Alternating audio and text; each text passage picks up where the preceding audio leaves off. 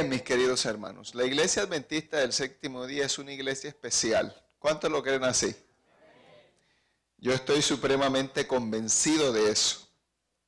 Y es especial porque su origen se remonta a un momento clave de la historia profética, narrada en la Escritura, entre el periodo de 1798 y 1844. Es decir, que nace en un tiempo profético, nace con un mensaje profético especial destinado para un momento clave de la historia humana, como es el tiempo de la segunda venida de Cristo Jesús. Y bien, a ese mensaje profético, Elena de White lo llama verdad presente. Así lo llama Elena de White, verdad presente. Ahora fíjense ustedes, no menciono a Elena de White como queriendo ensalzar su persona. Todo lo contrario. La menciono porque ella tiene mucho que decir de quien hay que ensalzar, que es a Cristo Jesús. Quiero que eso quede claro esta mañana. Ahora fíjense ustedes, la pregunta que viene a nuestra mente es, ¿qué cosa es verdad presente? ¿Qué cosa es verdad presente? Y la respuesta a esa pregunta la encontramos en el libro de Apocalipsis, en el capítulo 14, desde el versículo 6 al 12, y no lo vamos a leer. Solo que si usted quiere saber qué cosa es verdad presente, tiene que entender, comprender el contenido de esos versículos que se encuentran allí en el capítulo 14, del 6 al 12. Y en resumidas cuentas, el contenido de ese capítulo o de esos versículos es el mensaje de los que. Ahí está parte o toda la verdad presente resumida en 3 mensajes angélicos. Para saber la respuesta también necesitamos entender un poco acerca del santuario y la obra sumo sacerdotal que Cristo Jesús está haciendo en un departamento del santuario que se llama lugar ¿qué? ¿Y dónde se encuentra ese santuario? Y la obra básicamente que Jesús está haciendo allí en esa parte del lugar santísimo es una cosa que técnicamente llamamos el juicio ¿qué? Y la intercesión a favor de cada uno de que profesamos el nombre de ¿quién? De Cristo Jesús. Ahora, puede decirse también que la verdad presente es un mensaje bíblico, ¿sí o no? Que está a tono y en consonancia con el tiempo en el que estamos. Qué interesante. Ahora fíjense ustedes, las profecías nos dicen a nosotros o nos amplían el panorama acerca de qué cosa es verdad presente. Y yo quiero aclarar de una vez, el mensaje de verdad presente no fue dado para apuñalar y darle látigo a las personas. Ni para creer que la verdad que yo tengo es más grande que la que los demás tienen. El mensaje de verdad presente es un mensaje de amor que Dios nos dio a nosotros para anunciarlo a la humanidad. Pero como es un mensaje de amor, si ese mensaje no se predica con amor, no va a servir de nada. Va a ser contraproducente. Y yo lo digo porque hay personas sinceras en nuestra iglesia. Son personas sinceras, porque lo hacen con sinceridad, pero lo hacen mal. Y utilizan este mensaje de una forma equivocada para darle látigo y garrote, como dicen en mi país, Colombia, a las personas, tanto dentro de la iglesia como fuera de la iglesia. Ahora fíjense ustedes, surge una pregunta bastante interesante. ¿Qué papel tiene el estudio de las profecías actualmente en nuestra vida cristiana? ¿Será que será importante actualmente estudiar las profecías? ¿Será que las profecías solamente son para estudiarlas en los días de la semana y no serán para ser predicadas desde el púlpito los sábados en la iglesia? Es muy importante estar predicando las profecías. Tan importante como es predicar los otros mensajes. Tienen su lugar, porque también hacen parte de la verdad presente. Solo que es menester, como dijo Cristo, hacerlo uno sin dejar de qué. Porque ambos mensajes se complementan el uno al otro. ¿De qué y para qué sirve hoy estudiar las profecías? ¿Y qué logran estas en nuestra vida espiritual? Yo lo he resumido en 3 puntos importantes. Número 1, el estudio de las profecías nos ayudan en el crecimiento de nuestra fe. Y usted preguntará por qué. Miren, cuando uno se da cuenta que todo lo que estamos viviendo en la actualidad fue predicho por Dios hace 3.000, 4.000, 2.000 años atrás, uno no tiene otra alternativa sino confiar en Dios. ¿Y nuestra fe va en qué? En aumento y en crecimiento. Ahora yo pregunto, ¿nosotros necesitaremos una fe a prueba de fuego para enfrentar los peligros que se vienen en el último momento de la historia humana? ¿Necesitaron los 3 amigos de Daniel una fe a prueba de fuego? Literalmente, ¿verdad? Nosotros también vamos a atravesar por el fuego, hablando simbólicamente. Pero necesitaremos la misma fe de ellos. Yo pregunto, ¿Daniel necesitó mucha fe para enfrentarse al foso de los leones? Es decir, que no solamente necesitaremos una fe a prueba de fuego, sino también una fe a prueba de ¿qué? De leones. Como la que tuvo Daniel en ese momento. Y el estudio de las profecías precisamente nos ayuda a cada uno de nosotros en el crecimiento y el aumento de ¿qué? De nuestra fe. Segundo punto, el estudio de las profecías nos ayudan a conocer mejor al Dios en quien hemos creído. Miren, si usted estudia toda la Biblia, menos Daniel y Apocalipsis, usted va a tener un conocimiento mediocre y parcial de Dios. Algunos dicen que se deben predicar mensajes amorosos. Yo pregunto, ¿acaso las profecías son mensajes de odio? Miren, si hay 2 libros en el que Dios muestra su amor en su expresión máxima, en su enésima potencia, es Daniel y Apocalipsis. Dios revela su amor en todo su esplendor, porque Dios precisamente nos da esos mensajes proféticos, revelatorios, porque no quiere que nos perdamos. Quiere que nos preparemos para enfrentarnos a la gran crisis que viene para el mundo. Y en tercer lugar, el estudio de las profecías, miren qué interesante este tercer punto, nos ayuda a ubicarnos mucho mejor respecto al tiempo en el que estamos viviendo con la segunda venida de Cristo Jesús. ¿Qué les parece? Es decir, que si usted estudia las profecías, usted sabe exactamente el tiempo en el que está ubicado y cuánto tiempo, hablo de tiempo indeterminado, falta para que Cristo ¿qué?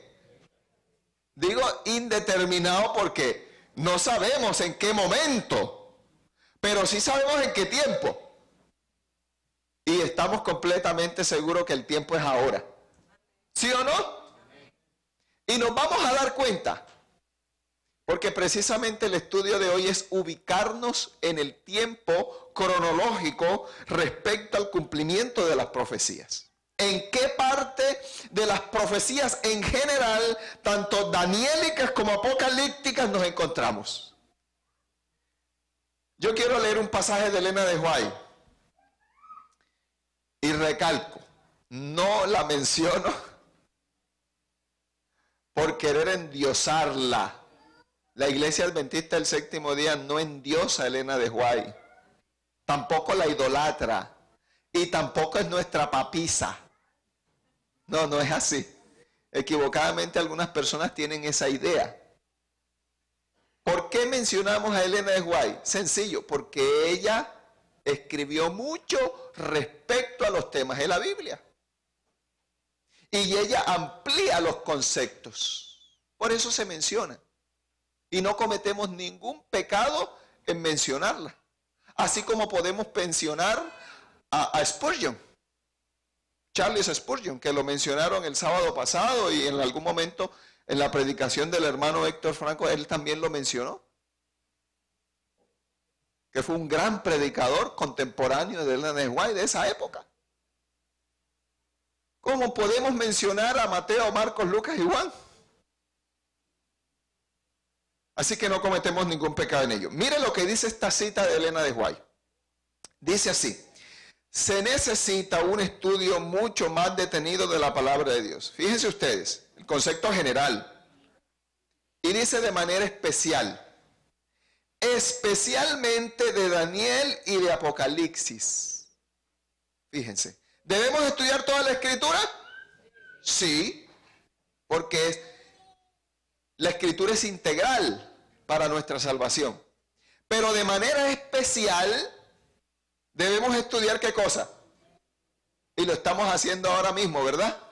Y en todo este trimestre.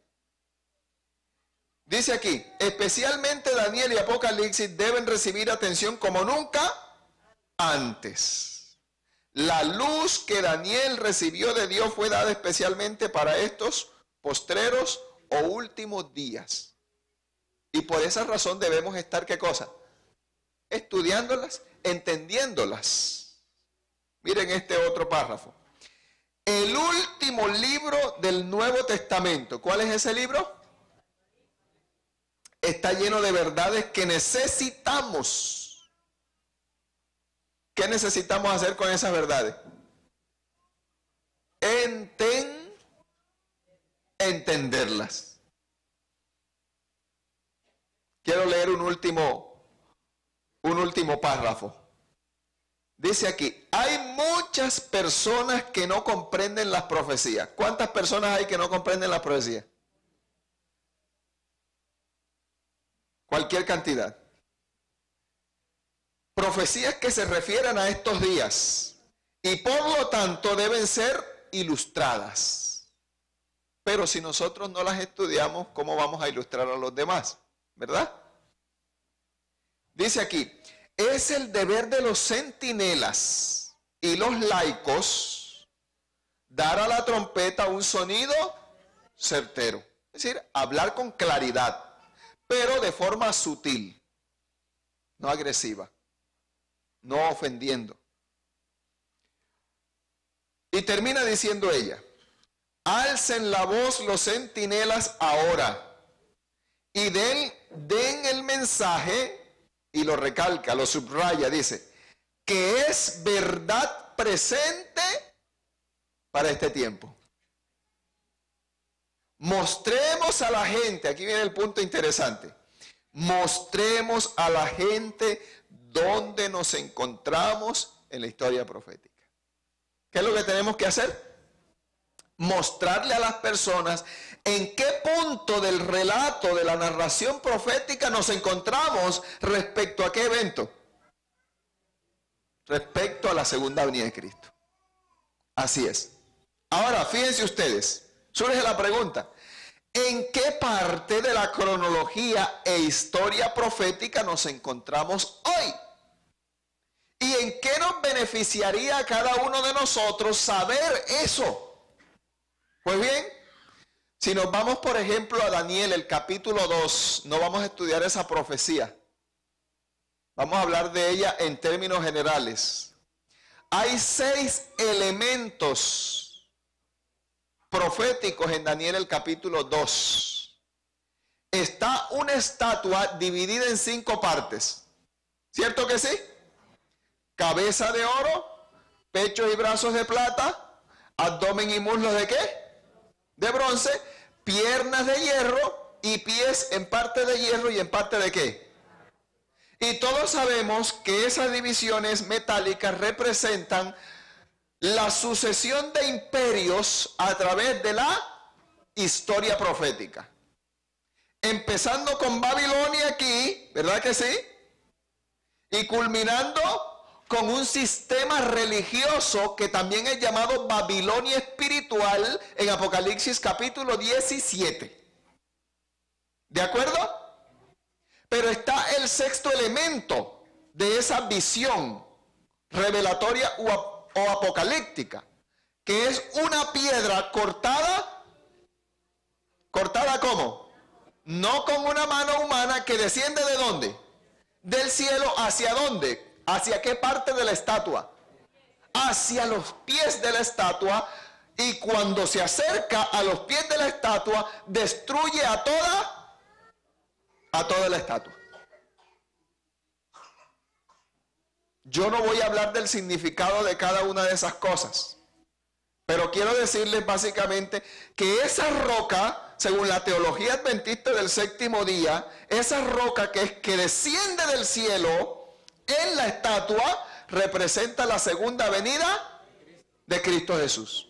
Ahora fíjense ustedes, Babilonia ya pasó en su periodo profético, Medo-Persia también, Grecia también, Roma imperial o política también, Roma religiosa está en modus operandi. Es decir, que nosotros nos encontramos en los pies de la estatua. Yo pregunto, ¿hay otro imperio después de los pies de la estatua? ¿No hay más? ¿Qué es lo que viene después de los pies? Ahora, yo pregunto, si nosotros nos encontramos en los pies de la estatua, ¿eso qué quiere decir? Que Cristo viene prontamente. Porque la roca va a caer precisamente no en la cabeza de la estatua.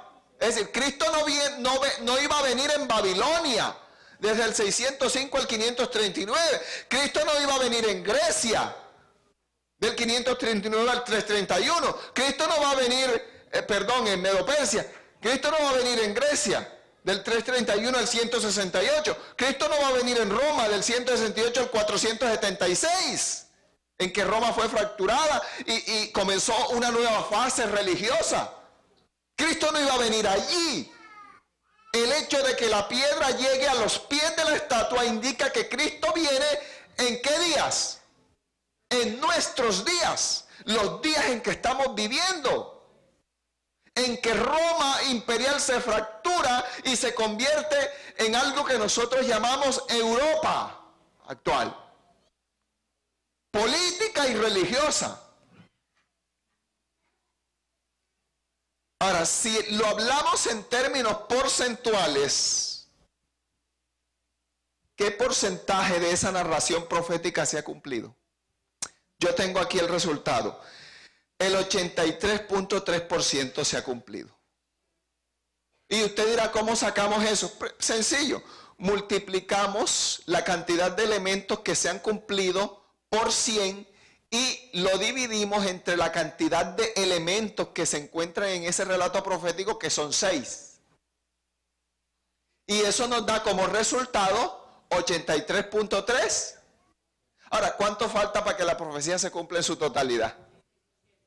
Vamos a ponerle el 14%. ¿Verdad? Si lo redondeamos. ¿O cuánto es que falta? 16 puntos. Bueno, hablando en términos exactos, 16.7. Para que se cumpla en toda su totalidad.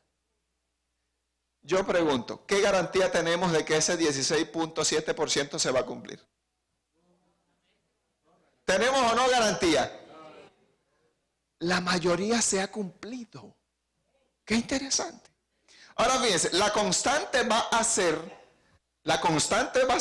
que en todos los relatos proféticos se ha cumplido más de la mitad. Vamos por ejemplo al capítulo 7 de Daniel. Vamos al capítulo 7, versículos 26 y 27, rápidamente. No vamos a hacer exégesis de ese texto, solo vamos a leerlos para darnos cuenta de algunos elementos. Daniel 7, 26 y 27 dice: pero se sentará el juez y le quitará su dominio. ¿A quién le va a quitar el dominio? Al sistema que allí es llamado cuerno pequeño, que ha venido operando y que opera hoy también. Y dice aquí: y le quitará su dominio para que sea destruido y arruinado hasta el fin. Y dice el 27: y que el reino y el dominio y la majestad de los reinos debajo de todo el cielo se ha dado al pueblo de ¿quién? A ese pueblo que fue perseguido durante la Edad Media por causa de la palabra de Dios. Y a ese pueblo que va a ser perseguido nuevamente en esta época moderna, aunque no lo creamos.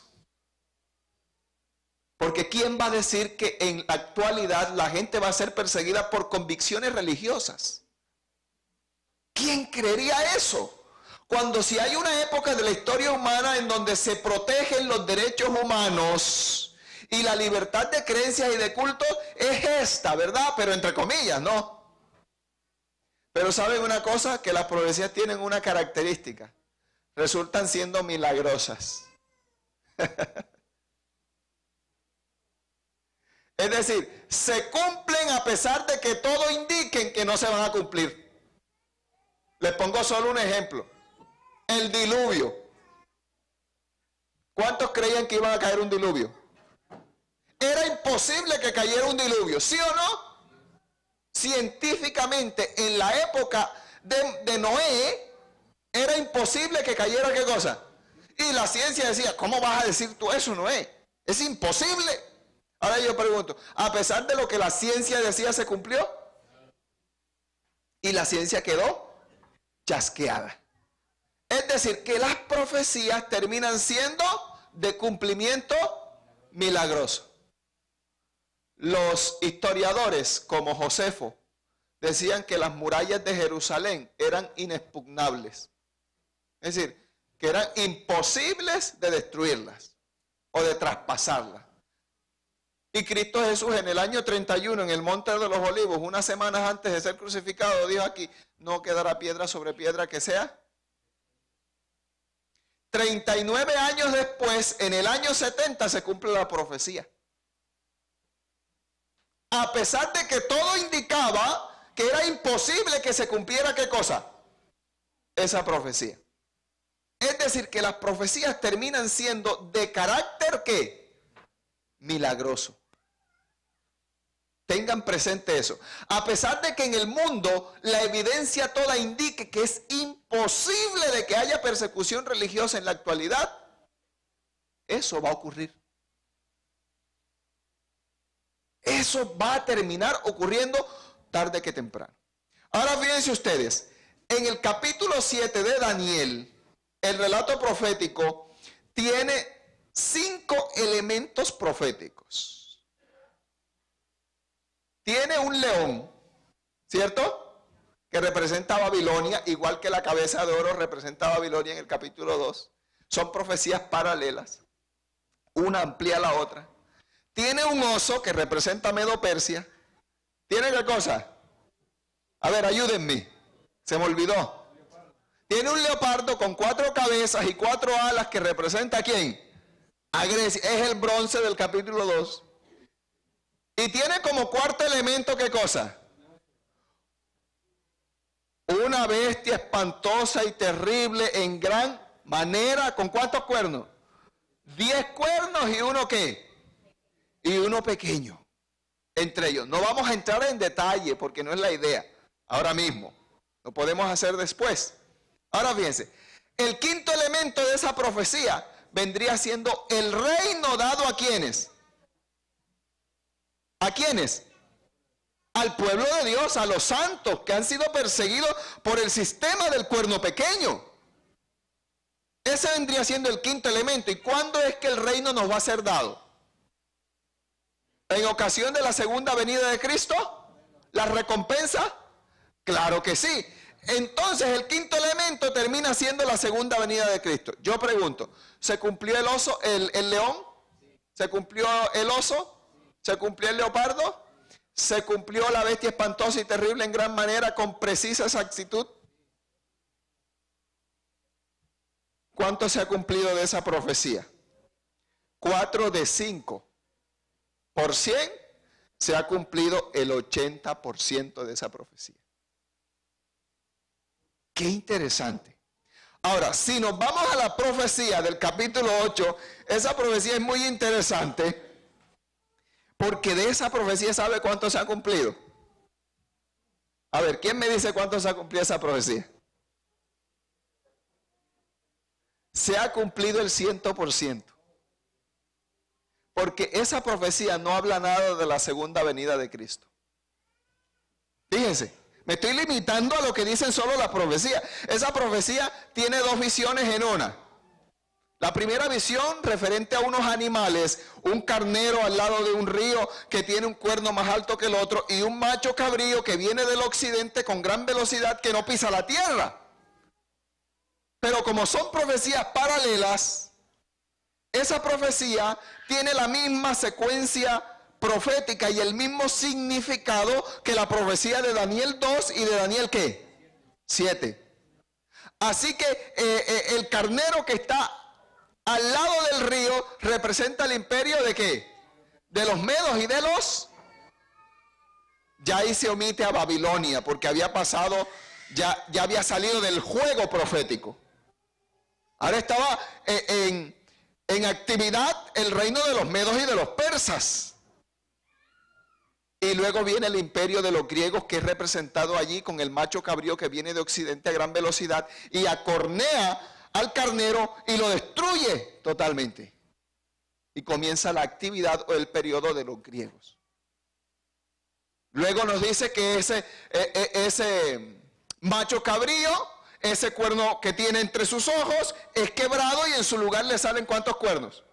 4 más hacia los 4 vientos de la tierra. Eso representa que el imperio de los griegos dirigido por Alejandro Magno, que muere a los 33 años, con la muerte de él como consecuencia se divide su imperio en 4 porciones.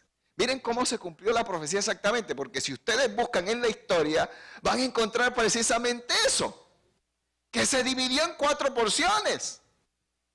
Entre los 4 generales de Alejandro Magno. Y esa ampliación de ese detalle que se encuentra allí lo encontramos en Daniel 11.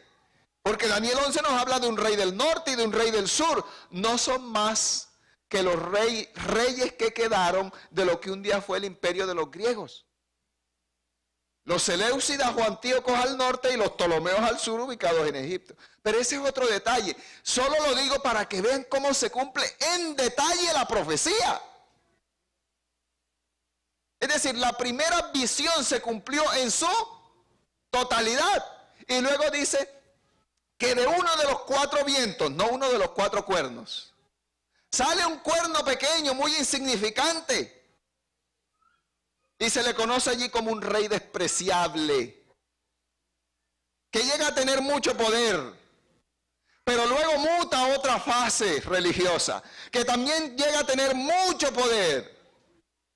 Y hasta allí la profecía se cumplió en su totalidad. Y luego viene la otra parte, la otra visión que tiene que ver con un paquete de tiempo profético. ¿Cuál es? ¿Las 2300 tardes? Yo pregunto, ¿se cumplieron? Claro. Y ya nosotros lo sabemos, que comienzan a rodar en el 457 con el decreto de reconstruir a Jerusalén. ¿Verdad que sí? Y restablecer el culto y su actividad política, etcétera, etcétera, con la orden del rey Artajerjes, rey de los medos y los persas, hasta 1844. ¿Se cumplió esa profecía en su totalidad? Entonces, ¿cuánto se cumplió de Daniel el capítulo 8? el 100%. ¡Wow! ¿Verdad? ¡Qué interesante! Ahora fíjense ustedes, si nos vamos al último, al penúltimo capítulo de Daniel, que es el capítulo 11, este capítulo es interesantísimo, porque este capítulo es un mini Apocalipsis. Tiene la misma división que el libro de Apocalipsis. Tiene una mitad histórica profética y una mitad escatológica profética. La mitad histórica hace alusión a todas las profecías que ya se cumplieron, hacen parte de la historia. Y la mitad escatológica hace referencia a las profecías que están por cumplirse en estos últimos días. Eso es escatología. Los eventos que están a punto de desarrollarse, incluso los que se están desarrollando hoy día. Eso se llama escatología. Escatón, tiempo del fin en griego. Ahora fíjense ustedes. Ese capítulo tiene 45 versículos. Tiene 45 versículos. Desde el versículo 1 al versículo 39 es la parte histórica. Es decir, que desde el versículo 1 al 39 ya eso se cumplió. ¿Sí o no? Vamos a encontrar a Medo-Persia allí. Vamos a encontrar el surgimiento de los griegos, la división del imperio de los griegos, la pelea entre el rey del norte y el rey del sur. Vamos a encontrar el surgimiento de Roma imperial y vamos a encontrar la actividad del cuerno pequeño. Hasta el versículo 39. Se pregunta, ¿eso se cumplió ya? Entonces la mitad histórica. Es decir, que solamente faltarían ¿cuántos versículos para que se cumpla en su totalidad esa profecía? 6. Claro, porque cuentan 40, 41, 42, 43, 44 y solo 6 versículos. Ahora, ¿qué garantía tenemos de que esos 6 versículos se van a cumplir? Que 39 se qué, con total exactitud. Ojalá tengamos espacio aquí en algún momento para estudiar Daniel 11. Resultaría muy beneficioso para ustedes. Ahora fíjense ustedes, hoy día nosotros estamos viviendo en el cumplimiento, dentro del cumplimiento de esos 6 últimos versículos. Si lo sacamos porcentualmente, se ha cumplido el 86.6% de Daniel 11. ¿Cuánto falta para que se cumpla en su totalidad? A ver, 14%. 14%. ¿Qué garantía tenemos que ese 14cillo se va a cumplir? Como dicen los uruguayos, ese 14cillo. ¿Qué garantía tenemos? De que el 39cillo se cumplió. Qué interesante es esto. Yo estoy muy emocionado porque estamos en la fase final del cumplimiento de todas las profecías. Y eso debería mantenernos a cada uno de nosotros expectantes. Quiero leer una cita pequeña de Elena de White. Dice, el tiempo de angustia que irá en aumento hasta el fin está a las puertas. No tenemos tiempo que perder. El mundo está agitado. Pregunto, ¿el mundo está agitado? Dice aquí, el mundo está agitado con el espíritu de guerra. Eso es verdad. Parece que estuviéramos leyendo un periódico de ayer, porque esto fue escrito hace más de 100 años. Las profecías del capítulo 11 de Daniel, habla específicamente de este capítulo, casi han alcanzado su cumplimiento final. Miren, y Elena de White no era estadista. Solo estudió hasta el tercero de primaria. Y sin embargo, coincide con lo que nosotros estamos diciendo en este preciso instante. Bueno, nos vamos a Apocalipsis y entramos en la recta final de este estudio. Si nos vamos a las 7 iglesias, Éfeso, Esmirna, Pérgamo, Sardis, Tiatira, Filadelfia y la Odisea, yo pregunto, ¿se han cumplido? ¿Cuántas iglesias se han cumplido en el periodo ¿Se han cumplido 6 iglesias? ¿Verdad que sí que se han cumplido 6 iglesias? Se han cumplido 7 iglesias.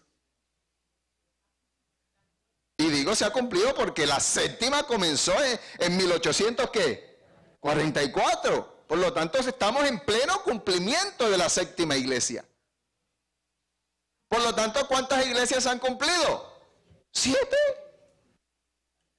Porque estamos viviendo en la séptima iglesia. ¿Hasta qué tiempo se extiende la séptima iglesia? Hasta la segunda venida de Cristo Jesús. ¿Y saben una cosa? Cristo viene en la séptima iglesia. Yo les voy a decir por qué razón Cristo viene en la séptima iglesia, para que crean. Miren lo que dice Apocalipsis 3, 20 y 21. Vamos a hacer una pequeña exégesis del texto, sin que tome mucho tiempo. Dice así: cuando hablo de exégesis, es hacer un estudio profundo, pero no tan extendido, de un texto para saber el verdadero significado a la luz del contexto, tanto inmediato como general. Mire lo que dice: he aquí, yo estoy a la puerta, ¿y qué cosa? Y muchos dirán, hermano, eso se refiere al llamado que está haciendo Cristo Jesús a los corazones para que se conviertan. Y muchos dicen, he aquí, yo estoy a la puerta del corazón y llamo. No, no, en el texto no hay corazón por ninguna parte. Olvídense de eso. Solo dice, he aquí, yo estoy a la puerta, ¿y qué? ¿Para qué nos está llamando Cristo? A prepararnos. Miren, ¿por qué a prepararnos? ¿Qué dice el contexto? Yo te aconsejo que compres, ¿qué cosa? Oro para que seas rico, porque tú te crees la gran cosa. ¿Y para que compres qué cosa? Colirio, vestiduras blancas, ¿para que qué? Para que seas vestido, porque tú estás desnudo, pero tú crees que estás vestido. Y compres qué cosa? Colirio, para que veas, es decir, el Espíritu Santo, para que disciernas entre lo uno y lo otro, porque no sabes. ¿Para qué nos está llamando Cristo? Para que entendamos que estamos viviendo en el tiempo del fin. Para que nos arrepintamos. El mismo capítulo habla del arrepentimiento, si ustedes lo ubican. He aquí, yo estoy a la puerta y ¿qué cosa? Ahora, nosotros decimos respecto a la segunda venida de Cristo, ¿cómo? Cristo está a las ¿qué? Yo pregunto, ¿el texto se referirá a la segunda venida de Cristo, sí o no? Ahora miren la otra evidencia. Si alguno oye mi voz y abre la puerta, entraré a él y cenaré con él y él conmigo. Segunda evidencia. ¿Cuándo es que vamos a cenar con Cristo? En las bodas. Es decir, en la celebración, porque ya nos estamos casando con Cristo. Ya estamos casados con Él. Falta es hacer la recepción de la boda. ¿Cómo se dice? La fiesta, el festejo de la boda. ¿Y dónde va a ser el festejo? En el cielo. Y vamos, y yo pregunto, ¿hay comida en una boda? Eso es lo más importante. Y si es adventista, mejor todavía. Ahora fíjense ustedes. Tercer elemento. Al que venciere le daré que se siente conmigo en mi trono. ¿Cuándo es que nos vamos a sentar con Cristo en el trono? Yo pregunto, cuando dice estoy a la puerta, ¿se referirá a la segunda venida de Cristo Jesús? Por eso Cristo Jesús viene en la iglesia de... Así es. Si nos vamos... Ahora, ¿cuánto se ha cumplido de esta profecía? Hablando porcentualmente. El 100%. Porque si se habla de 7 iglesias y se han cumplido todas las 7, se ha cumplido el 100%. Si nos limitamos solo al relato profético. La constante es que en las profecías se ha cumplido la mayor parte. Esa es la constante. Bueno, si nos vamos a los 7 sellos, no voy a profundizar mucho en eso porque realmente ya ustedes son unos maestros. Esta semana se convirtieron en unos maestros en eso. Lo único que le critico a la lección positivamente es que no habló nada del séptimo. pero con una muy buena intención. Yo entiendo por qué. Solo quiero decirles que nos encontramos bajo el cumplimiento del sexto sello. Porque los sellos son una ampliación del concepto de las 7 iglesias. No voy a profundizar en eso. Son un relato paralelo, así como el capítulo 7 de Daniel es un relato paralelo del 2 y el capítulo 8 y el capítulo 11 y así sucesivamente. Para entender los 7 sellos se tienen que estudiar a la luz de las 7 iglesias. Porque se cumplen de una forma histórica. Desde el año 31 hasta que Cristo vuelva con poder y grande gloria. Entonces, los 7 sellos me llevan desde la primera iglesia, ¿hasta cuál iglesia? Hasta la séptima iglesia, que es la que espera la segunda venida ¿de quién? De Cristo Jesús en poder y grande gloria. Ahora, el primer sello se cumplió, caballo blanco. El segundo sello se cumplió, caballo rojo, persecución de la iglesia por parte del Imperio Romano. El tercer sello se cumplió, caballo negro, la edad oscura en donde se prohibió la escritura y tuvieron que huir. El cuarto sello se cumplió, el caballo amarillo, muerte espiritual y escasez de la palabra de Dios y se tornó en un precio, un elevado costo alimentarse del pan espiritual. Se cumplió el quinto sello, esas almas debajo del altar, simbólicamente hablando, que claman para que se les haga venganza por toda esa persecución que han padecido. Y el sexto sello se cumplió. Bueno, la mitad del sexto sello se cumplió. Lo ubicamos con el inicio del gran terremoto de Lisboa en 1755. ¿Cierto que sí? La oscuridad, la luna enrojecida en 1780, ambas ocurrieron el mismo día. Yo los invito a los amigos que nos acompañan, porque podrían decir, hermano, pero hubo una luna roja hace poquito. Eso pudo haber sido un eclipse. Pero yo los invito a que busquen en Google, que todo lo sabe, ¿cierto? Oscuridad de 1780, y se van a dar cuenta que es una cosa muy peculiar. Y ocurrió precisamente en los Estados Unidos de Norteamérica. Es decir, el norte de América. Y estábamos discutiendo en la clase, sanamente, ¿no? En armonía, de que precisamente eso se cumplió en Estados Unidos de Norteamérica, porque ahí estaba el pueblo de Dios en esa época. Ya. Y las profecías se cumplen donde el pueblo de Dios se encuentra, porque son para el pueblo de Dios y por el pueblo de Dios. Y allí se cumple eso. Entonces, busquen en Google 1780, gran oscuridad, y se van a dar cuenta que no hay explicación alguna para que se oscureciera desde las 9 de la mañana y la oscuridad se encontrara con la oscuridad de la noche. Y a las 12 de la noche la luna se observó enrojecida totalmente, como teñida en sangre. No hay explicación científica para eso porque no había predestinado eclipse para ese momento. Y bueno, la caída de las estrellas en 1833. Y si ustedes se dan cuenta, todo eso aconteció bajo el desarrollo de la sexta iglesia, que empieza en 1798 y culmina en 1844. ¿Sabe por qué eso ocurre en ese desarrollo de la sexta iglesia, que es la iglesia de Filadelfia? Porque si ustedes leen la iglesia de Filadelfia, capítulo 3, versículo 11, van a encontrar que dice: he aquí yo vengo. Y claro, como Cristo viene pronto en esa iglesia, a partir de esa iglesia, tienen que haber las señales que indiquen que Cristo está viniendo. ¿Qué cosa?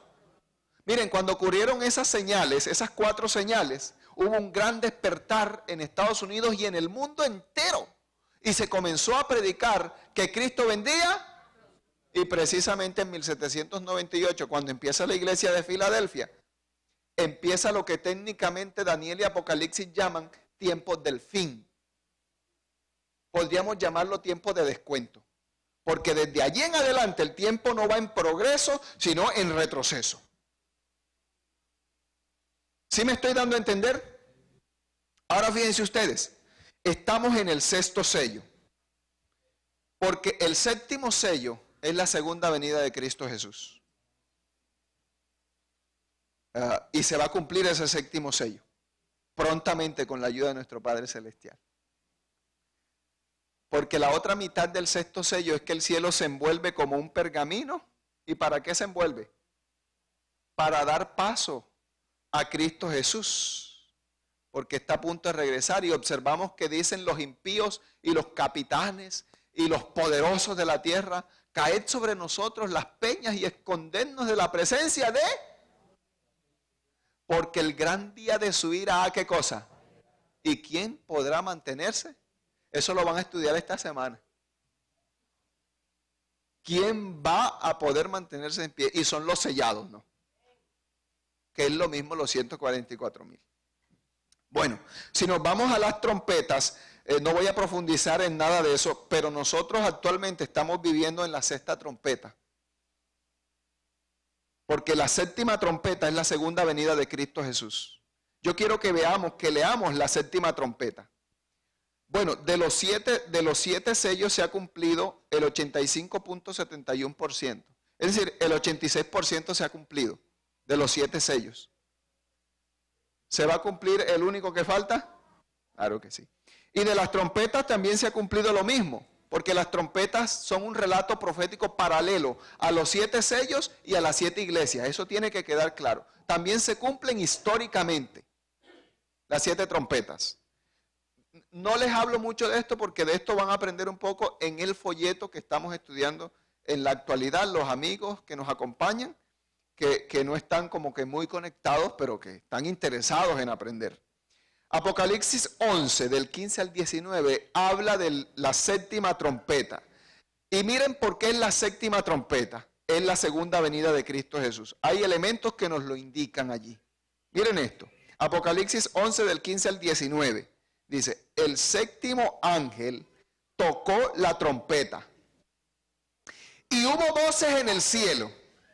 Hubo voces en el cielo que decían: los reinos del mundo han venido a ser de nuestro Señor y de qué. Yo pregunto, ¿cuándo es que los reinos del mundo, no es que actualmente no lo sean, pero actualmente ¿quién es el príncipe de este mundo? Claro, Cristo mismo lo dice así, por eso me atrevo a decirlo. Él opera en este mundo, este es su reino en estos momentos. Pero ¿cuándo es que técnicamente este mundo va a dejar de ser el reino de Satanás? Cuando Él venga. Y dice: el reino del mundo ha venido a ser de nuestro Señor Jesucristo y Él reinará por los siglos de los siglos. Cristo ahora mismo reina en los cielos y tiene dominio en la tierra, pero quien reina aquí en la tierra ahora mismo es ¿quién? Usurpando el lugar que le pertenece, pero Cristo le va a quitar ese lugar. Bueno, yo digo, se lo quitó ya. En la cruz se lo quitó. Solo que Él va a venir con los documentos oficiales y va a decir: mira, yo solamente te dejé que te desarrollaras aquí, hicieras lo que quisieras. Pero esto no es tuyo desde hace mucho tiempo. Yo fui misericordioso y longánime contigo, esperando el momento exacto para venir y hacer oficial, con las escrituras en mano, de que este reino me pertenece a mí desde hace 2000 años atrás, que yo lo recuperé nuevamente. Ahora fíjense ustedes, 16 dice: y los 24 ancianos que estaban sentados delante de Dios y sus tronos se postraron sobre sus rostros y adoraron a Dios. 17 diciendo: te damos gracias, Señor Dios Todopoderoso, el que es, el que eres y que eras y que has de venir, porque has tomado tu gran poder y has reinado. 18 y se airaron las naciones. Yo pregunto, ¿por qué se airan las naciones? En el sexto sello hubo algunos airados. En el sexto sello los grandes, los capitanes y los poderosos, si lo leen en el capítulo 6, en el sexto sello se airan los grandes, los capitanes y los poderosos. ¿Y por qué se airan? ¿Por qué se airan? Porque ven a Cristo viniendo en gloria. Ellos dicen: escondernos de la presencia de aquel que viene, porque el grande su ira, ¿a qué cosa? Y aquí en la séptima trompeta dice: y se airaron las naciones. Yo pregunto, ¿será la misma escena? Claro, es la misma escena. Y dice: y se airaron las naciones y tu ira ha venido. La segunda venida de Cristo se le reconoce en la Escritura como el día de la ira de ¿quién? Y el tiempo de juzgar a los muertos y de dar el galardón a sus siervos, los profetas y demás. ¿Cuándo es que nos va a ser dado el galardón? ¿En ocasión de la venida de Cristo? Ya lo tenemos, pero ese día se nos va a hacer ¿qué cosa? Entregado. Y de darlo a los santos y a los que temen tu nombre, a los pequeños y a los grandes, y de destruir a los que destruyen la tierra. Y el 19 termina diciendo, y el templo de Dios fue abierto en el cielo y el arca de su pacto se veía en el templo, para decir, ustedes van a ser condenados porque no caminaron a la luz de lo que hay dentro del arca. ¿Que son qué cosa? Y hubo relámpagos, voces y truenos y un gran terremoto y grande granizo. Yo pregunto, ¿será esa la segunda venida de Cristo Jesús? Y bueno, respecto a Apocalipsis 13, se ha cumplido el 61.11%. Pero se ha cumplido más de la mitad, ¿no? Esa es la constante siempre. Apocalipsis 13 se divide en dos partes. Es un mini Apocalipsis dentro de Apocalipsis. Una mitad histórica. ¿A qué hacemos referencia con mitad histórica? Ya se cumplió. Desde el versículo 1 al versículo 11, ya esa parte se cumplió. Y otra mitad escatológica, que empieza desde el versículo 12 al versículo 18. Esa mitad está ¿por qué? Yo quisiera que leamos desde el versículo 12 en adelante, para tener una idea. No vamos a profundizar en nada absolutamente, pero esa parte se va a cumplir. Hace parte del 40% que falta por cumplirse, pero siempre es más de la mitad que se cumplió y menos por cumplirse. Dice Apocalipsis 13, del 12 al 18, rápidamente ubíquense allí, porque esto nos concierne a cada uno de nosotros. Dice aquí, y ejerce toda la autoridad de la primera bestia. ¿Cuál es la primera bestia? El cuerno pequeño, ¿verdad que sí? De Daniel 7 y de Daniel 8. Y el hombre despreciable de Daniel el capítulo 11. Esa es la primera bestia, que surge ¿de dónde? De las aguas. El poder romano religioso que sucede a Roma política o a Roma imperial. Esa es la primera bestia. Y dice aquí, y ejerce toda la autoridad de la primera bestia en presencia de ella. Y hace que la tierra y los moradores de ellas adoren ¿a qué cosa? Esto lo está haciendo la segunda bestia. La segunda bestia surge ¿de dónde? De la tierra.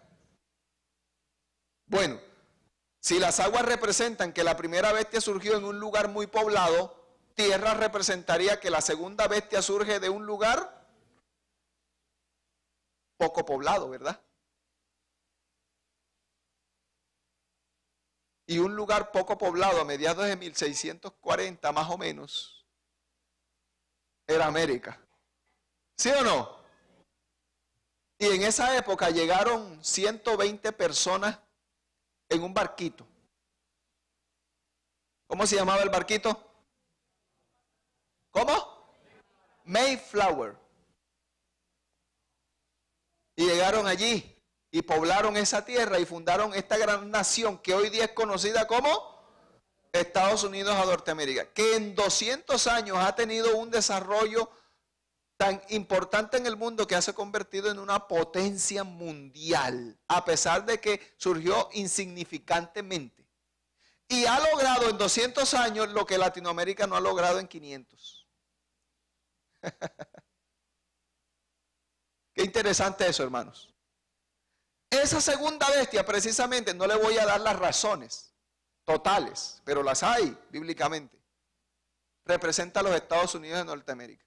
Ahora, la característica de Estados Unidos es que se fundó como un país libre, en estados libres, con libertad de conciencia, de religión y de comunicación y de todo. Es el país de la que. De hecho, ellos la llamaron la Nueva Jerusalén cuando llegaron, porque allí iban a poder adorar a Dios libremente, sin persecución. Pero querido, paradójicamente ese país dejará de ser el país de la libertad religiosa y se va a convertir en el país que cuarte las conciencias y la libertad de culto. Y usted dirá, eso es imposible porque la Constitución lo impedirá. Y vuelvo y les repito, las profecías son de carácter, ¿qué cosa? Y esa nación que habla como corderito, va a comenzar a hablar como ¿qué? La profecía lo está diciendo, versículo 14. Y engaña a los moradores de la tierra con las señales que se le ha permitido hacer en presencia de la bestia, mandando a los moradores de la tierra que le hagan imagen a la primera bestia que tiene la herida de espada y vivió. La recuperación de ese poder que fue herido en 1798. Y se le permitió infundir aliento a la imagen de la bestia, para que la imagen hablase y hiciese matar a todo el que no la adorase. Mire qué interesante. Un poder perseguidor, coercitivo. Claro que sí. Eso va a ser los Estados Unidos, proféticamente hablando. Y el 17 dice, y que ninguno pudiese comprar ni vender, sino el que tuviese la marca o el nombre de la bestia o el número de su nombre. Y aquí hay sabiduría, el que tiene entendimiento cuenta el número de la bestia, pues es el número de hombre y su número es 666. Eso no es literal, eso es simbólico. No es que tenga el 666. Eso tiene un significado simbólico que no vamos a estudiar ahora. Pero fíjense ustedes, Estados Unidos va a actuar como actuó la primera bestia en su momento, en la Edad Media. Y va a actuar de esa manera, aunque la evidencia actual diga que no lo va a hacer. Pero lo va a hacer, mis queridos hermanos y amigos. Ahora fíjense ustedes, de esa profecía todavía no se ha cumplido el hecho de que Estados Unidos cuarte las libertades. Todavía no se ha cumplido. Pero la evidencia actual toda indica que eso está a punto de ¿qué? Solo es prestar un poquito de atención. Solo es prestar un poquito de atención. Sin irse mucho al amarillismo, ¿no? de YouTube y de Facebook a veces. De personas amarillistas y sensacionalistas que andan diciendo cosas sacadas de su contexto que no tienen nada que ver con el cumplimiento profético. No le presten atención a eso. No le presten atención a fechas que anden poniendo personas. Porque las fechas se cumplieron hasta 1844. A partir de ahí no hay más fecha para cumplimiento de nada. Todo se va a cumplir en su momento. Pero reposémonos, calmémonos y estudiemos las Sagradas Escrituras. Quiero terminar, mis queridos hermanos, con las fiestas judías, que son 7. Son 3, pero se dividen en 7. No voy a hablar mucho de eso, pero fíjense, de esas 7 fiestas judías que se llevaban a cabo literalmente en el santuario terrenal cada año, tenían un cumplimiento en el futuro. Es decir, el tipo tenía su antitipo. El tipo es la realidad y el tipo es la sombra y el antitipo es la realidad. Es decir, a lo que se proyecta eso que está sucediendo en el momento. Ahora fíjense, la primera fiesta es la Pascua. ¿Se cumplió con la muerte de Cristo? ¿Tuvo su cumplimiento? Claro que sí. Los panes sin levaduras era la segunda fiesta. Representan el cuerpo de Cristo Jesús metido en su tumba, molido y lacerado por los golpes que le dieron. Las primicias representan la resurrección de Cristo Jesús. ¿Se cumplió eso? La fiesta de las semanas representa, o la de Pentecostés, representa, ¿qué cosa? El derramamiento del Espíritu Santo. ¿Se cumplió? Claro que sí, en el año 31. Y luego vienen las fiestas de otoño. Esas eran las 4 fiestas de primavera. La fiesta de otoño, que son 3, para completar las 7, es la fiesta de las trompetas. Y las trompetas no hacían más que anunciar que estaba a punto de llegar una fecha importante, que era el Yom Kippur, que era la 6ª fiesta, el día de la expiación. Ahora yo pregunto, ¿nosotros estamos viviendo en la 6ª fiesta? ¿Cuándo empezó el día de la expiación? En 1844, cuando empezó el juicio investigador. Qué interesante, ¿verdad? Ahora, la 7ª fiesta, ¿cuál es? Los tabernáculos. ¿Qué representan los tabernáculos? Nuestra estancia por 1000 años con Cristo en el cielo. Él va, o Sukkot, así es. Él va a tabernacular con nosotros. Qué bonito, ¿verdad? Ahora yo pregunto, si estamos viviendo en la sexta fiesta judía, antitípicamente hablando, ¿eso qué quiere decir? Que pronto entraremos a la séptima fiesta, hermanos. Qué precioso mensaje, mis queridos hermanos y amigos. Porque esto nos indica que estamos en un punto de la cronología profética en el cual todo está a punto de cumplirse en su totalidad. Que el Señor nos bendiga en esta mañana.